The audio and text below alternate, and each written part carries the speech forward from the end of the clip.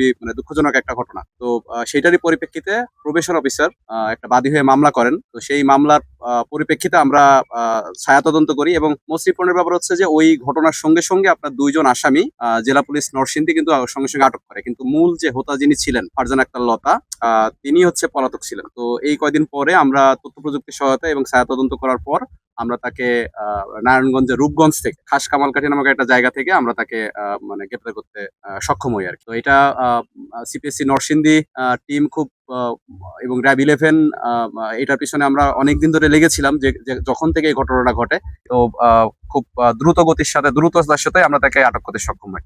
তো ঘটনার পরিপ্রেক্ষিতে আপনাদের একটু জানার দরকার, সেটা হচ্ছে যে এই ঘটনাটা মূলত ঘটে কিন্তু আপনার 11 তারিখ ঘটনা ঘটে এবং 14 তারিখে আপনার এই ঘটনাটা ভাইরাল হয়। তো এর ভিতরে অপর যে 2 আসামি ছিল, সেই আসামি তাদের এই যে ভিডিওটা ডিলিট করার জন্য বিভিন্ন রকম ভাবে তারা কথাবার্তা বলছে এবং বলার পরে যখন এই ভিডিওটা মানে আপনার ভাইরাল হয় তখন কিন্তু পুরো বাংলাদেশ জুড়ে একটা ব্যাপক আলোচিত একটা ঘটনা তৈরি হয়। তো এই ঘটনা নিয়ে আপনার হচ্ছে যে মামলাটা হয় সেটা হচ্ছে আপনার 2013 সালে যে শিশু আইনটা আছে আমাদের ৭০ ধারা আইন, ৭০ ধারাতে মামলা হয়।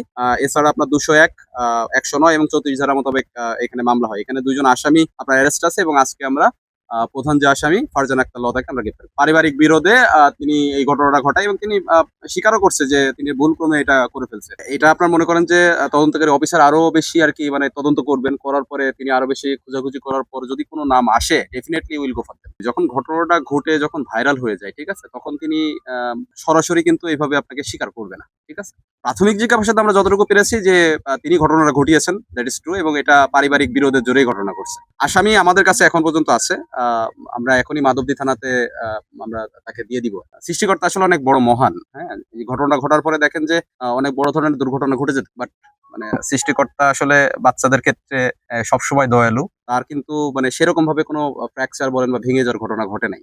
বাট এটা তো আসলে একটা মানে খুব নির্মম একটা ঘটনা। তো আমার কথা থাকবে এরকম যে আমরা সবাই আমাদের যে ফ্যামিলি আছে সবাই আমাদের বাচ্চা-কাচ্চা, বাবা-মা সবাইকে আমরা একটু দেখে শুনে রাখি। ঠিক আছে? শুধুমাত্র যে এই ঘটনার পরিপ্রেক্ষিতেই বলব আমি ব্যাপারটা এরকম না। তাদেরকে আমরা একটু দেখে শুনে রাখি। আমাদের যে দায়-দায়িত্বটুকু আছে সেইটুকু আমরা পালন করি। মাদকের বিষয়ে আপনারা কথা বলেন, একটু পরেও বলবেন। তো দেখেন আমরা যদি ফ্যামিলির দিক থেকে যদি বাচ্চা-কাচ্চা বা গ্রোইং যারা আছে আরকি তাদেরকে যদি ঠিকঠাক রাখি, ওরা কিন্তু এই ঘটনার মধ্যে যেতে পারবে না। প্রত্যেক ফ্যামিলি থেকে এই জিনিসগুলো উঠে আসুক। আপনাদের মাধ্যমে আমি জানাতে চাই যে ফ্যামিলি যদি ঠিকঠাক থাকে তাহলে দেখবেন যে সবকিছুই আল্টিমেটলি আস্তে, আস্তে ঠিকঠাক হয়ে গেছে।